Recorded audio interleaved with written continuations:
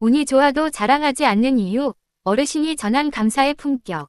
삶의 향기로운 기록, 운이 좋아도 감사로 말하는 사람. 연세요양원에서 어르신들과 함께 지내다 보면 오랜 세월을 지나오며 몸에 밴 삶의 태도가 얼마나 깊은 울림을 주는지 자주 느끼게 됩니다. 같은 일을 두고도 어떤 분은 자신을 드러내며 말하고 어떤 분은 불만을 앞세우기도 합니다. 그러나 또 어떤 분은 짧은 한마디에 평생의 품격과 지혜를 담아내십니다. 그럴 때마다 사람의 깊이는 무엇을 이루었는가 보다 그것을 어떻게 말하는가에서 드러난다는 생각을 하게 됩니다. 어느 날이었습니다. 평소 온화하게 지내시던 한 어르신께서 환한 얼굴로 웃고 계셨습니다. 가까이 다가가 여쭈어 보니 좋은 일이 생겼다고 하셨습니다. 주변에서도 축하의 말이 이어졌습니다. 누구라도 그런 순간에는 기쁨을 조금 더 드러내고 싶을 법합니다. 그러나 그 어르신께서는 담담하게 그러나 부드러운 목소리로 이렇게 말씀하셨습니다. 운이 따라져서 그런 거지. 짧은 말이었지만 그 울림은 깊었습니다. 곁에 계시던 다른 어르신도 조용히 고개를 끄덕이셨습니다. 그 자리는 시끄럽지도 않았고 요란하지도 않았습니다.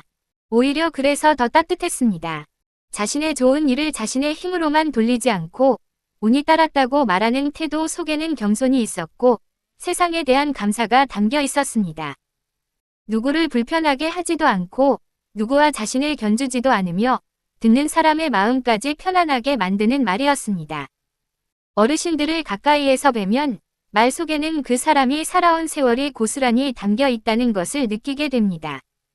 젊은 시절에는 잘된 일을 드러내고 싶고 남보다 앞선 것을 보이고 싶은 마음이 앞서기 쉽습니다. 그러나 세월을 지나온 분들의 말씀을 들어보면 진정으로 깊은 사람은 잘된 일을 말할 때조차 자신을 낮출 줄 안다는 것을 알게 됩니다. 그것은 겉으로 꾸미는 태도가 아니라 세상 일이 오직 자신의 힘만으로 이루어지는 것이 아니라는 것을 깨달은 사람만이 가질 수 있는 마음입니다. 돌이켜보면 우리가 살아가며 만나는 좋은 결과에는 여러 가지가 함께 작용합니다. 나의 노력도 있었겠지만 때를 잘 만난 일도 있고 주변에 도움이 있었을 것입니다. 건강이 뒷받침되었기에 가능했던 일도 있고 예상하지 못한 기회가 열려 이루어진 일도 있습니다. 그런데도 모든 것을 자신의 능력으로만 말하려 하면 말은 점점 무거워지고 듣는 사람의 마음은 멀어지게 됩니다. 반대로 운이 좋았다, 고마운 일이다, 덕분이다 라고 말하면 그 말은 부드러워지고 주변 사람들의 마음도 함께 편안해집니다.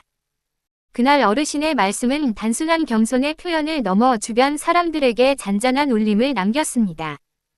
자랑은 잠시 귀를 끌 수 있지만 감사는 오래 마음에 남습니다. 자랑은 홀로 서려는 마음에서 나오지만 감사는 함께 서려는 마음에서 나옵니다. 그래서 감사로 말하는 사람 곁에는 긴장이 풀리고 마음이 놓이며 관계가 부드러워집니다.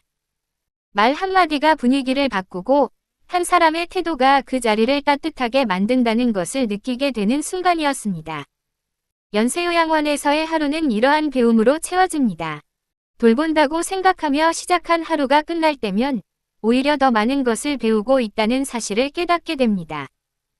잘된 일을 드러내기보다 감사로 받아들이는 태도, 좋은 일이 있을수록 자신을 낮추어 주변을 편안하게 하는 말, 그것이야말로 세월이 깊어질수록 더욱 빛나는 삶의 품격이라 여겨집니다. 세상은 종종 더 많이 가진 사람, 더 크게 이룬 사람을 앞세웁니다. 그러나 오래 기억되는 사람은 그런 사람이 아니라 좋은 일이 있어도 자랑보다 감사로 말할 줄 아는 사람입니다. 자신의 기쁨을 다른 사람의 부담으로 만들지 않는 사람, 조용한 품격을 지닌 사람입니다. 그런 사람은 말하지 않아도 주변에 따뜻한 여운을 남깁니다. 그날 어르신의 한마디는 제 마음에 오래 남았습니다. 운이 따라져서 그런 거지. 그 말씀 속에는 삶을 넓게 바라보는 눈과 자신을 낮출 줄 아는 겸손, 그리고 세상을 향한 깊은 감사가 담겨 있었습니다. 결국 사람을 편안하게 만드는 말은 화려한 말이 아니라 감사가 담긴 말이라는 것을 다시금 깨닫게 됩니다. 자랑보다 감사로 채운 말 한마디가 한 사람의 품격을 드러내고 그 품격은 주변 사람들의 마음까지 따뜻하게 만든다는 사실을 말입니다. 연세요양원 사회복지사 성기환입니다. 하트 사랑하는 어르신께 드리는 편지.